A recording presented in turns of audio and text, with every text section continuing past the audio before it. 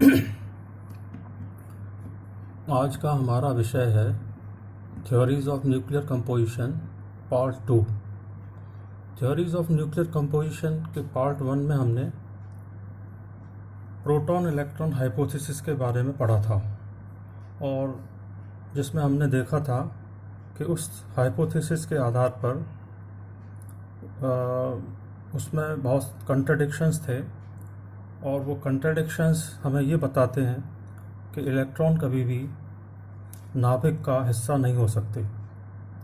तो इसलिए वो थ्योरी रिजेक्ट कर दी गई। उसके बाद 1932 में जेम्स चैडविक ने अपने प्रयोगों द्वारा न्यूट्रॉन को खोजा था, और उसने पाया कि ये न्यूट्रॉन इलेक्ट्रिकली न्यूट्रल होते हैं। बाद में हाइजेनबर्ग ने प्रोटॉन न्यूट्रॉन हाइपोथेसिस प्रपोज की, जिसके आधार पर किसी न्यूक्लियस का यदि एटॉमिक नंबर Z हो और मास नंबर A हो, तो वो नाभिक Z प्रोटॉन्स और A-Z न्यूट्रॉन्स से मिलकर बना होता है। यानी कि उस नाभिक के अंदर Z संख्या में प्रोटॉन्स होते हैं और A-Z संख्या में न्यूट्रॉन्स होते हैं।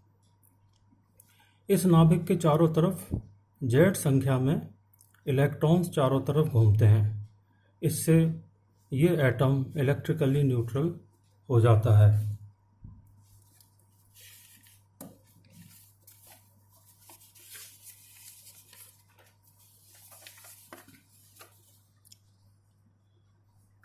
अब इस थ्योरी को हम ये देखें कि ये जो थ्योरी है या जो हाइपोथेसिस है, ये किस तरह प्रोटॉन इलेक्ट्रॉन हाइपोथेसिस के जो कंट्राडिक्शंस थे उसको एक्सप्लेन कर पाती है।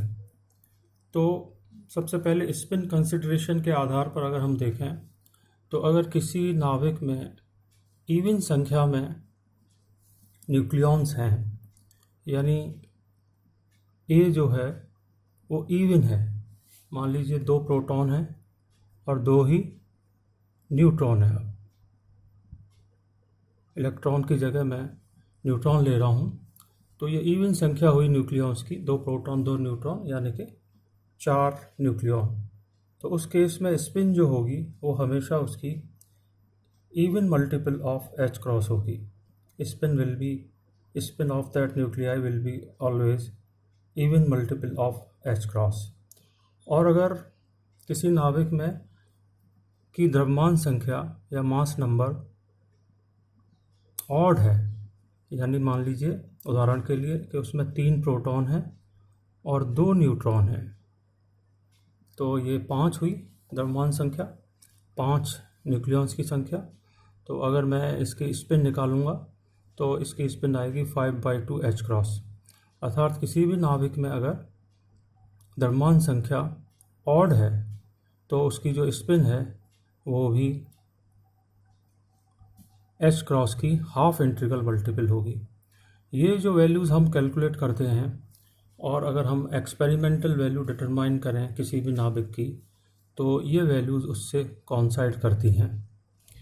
इसी तरह मैग्नेटिक मोमेंट कंसिडरेशन अगर मैं लूँ, तो मैं देखता हूँ कि न्यूट्रॉन का मास और प्रोटॉन का मास लगभग बराबर है, तो उनका जो मैग्नेटिक मोमेंट होता है वो भी लगभग बराबर होता है। और बहुत से एक्सपेरिमेंट्स के बाद जब हमने बहुत से नाभिकों की मैग्नेटिक मूवमेंट डिटरमाइन की, तो हम देखते हैं कि वो मैग्नेटिक मूवमेंट न्यूट्रॉन और प्रोटॉन के मैग्नेटिक मूवमेंट्स के सम के एडिशन के लगभग बराबर होता है। तो experimentally determined value of magnetic movement of any nuclei will almost और nearly equal to the theoretically determined magnetic movement. आगे अगर हम वेव मैकेनिकल कंसिडरेशन के आधार पर देखें, तो अनसर्टेनिटी प्रिंसिपल से प्रोटॉन की जो टोटल एनर्जी है वो अगर हम कैलकुलेट करें तो ये करीब 940 MeV आती है, और रेस्ट मास एनर्जी जो है प्रोटॉन की वो करीब 938 MeV होती है। तो इन दोनों का जो डिफरेंस है वो करीब 2 MeV के पास है।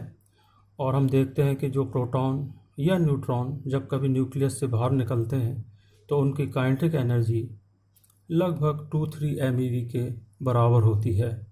तो अनसर्टेनिटी प्रिंसिपल से या वेव मैकेनिकल थ्योरी के आधार पर हम देखते हैं कि जो न्यूट्रॉन या प्रोटॉन नाभिक से बाहर आ रहे हैं उनकी काइनेटिक एनर्जी कंसिस्टेंट है with that of determined by Heisenberg uncertainty principle.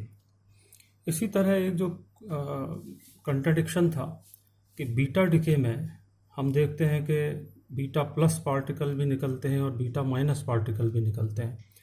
तो बीटा प्लस यानी कि जो नेगेटिव, बीटा माइनस यानी कि जो नेगेटिवली चार्ज इलेक्ट्रॉन है, और बीटा प्लस जो पॉजिटिवली चार्ज इलेक्ट्रॉन की तरह होता है, तो उसको हम कैसे एक्सप्लेन कर सकते हैं। यहाँ पर देखिए कि अगर एक न्यूट्रॉन प्रोटॉन में कन्वर्ट होता है नाभिक के अंदर, तो हम देखते हैं कि जो न्यूक्लियर रिएक्शन है उसमें एक इलेक्ट्रॉन निकलेगा और साथ में ये एंटी न्यूट्रॉन निकलेगा। इसी तरह अगर बीटा प्लस डिके को मैं एक्सप्लेन करना चाहूँ तो उसी नाभिक में अगर एक प्रोटॉन न्यूट्रॉन में कन्वर्ट होता है तो जो न्यूक्लियर रिएक्शन है वो इस तरह होगी कि उसके साथ न्यूट्रॉन के साथ एक पॉजिट्रॉन निकलेगा और एक न्यूट्रिनो निकलेगा। तो इस तरह हम देखते हैं कि दोनों चीज़ें यहाँ पर हम एक्सप्लेन कर पाते हैं कि जो न्यूट्रिनो इमिट हो रहा है नाभिक से वो क्यों हो रहा है। Because whenever neutron converts into proton or proton converts into proton, then either antineutrino or neutrino will emit along with the electron और positron। तो इन रिएक्शन से हम देखते हैं कि हम पॉजिट्रॉन का निकलना और न्यूट्रिनो का नाभिक से निकलना या एमिट होने को हम एक्सप्लेन कर सकते हैं। तो इस तरह हम देखते हैं कि ये जो हाइपोथेसिस है, प्रोटॉन न्यूट्रॉन हाइपोथेसिस, ये पूरी तरह से जो एक्सपेरिमेंटल वैल्यूज़ हैं, एक्सपेरिमेंटल ऑब्जर्वेशंस हैं, उनको सेटिस्फाई करती हैं।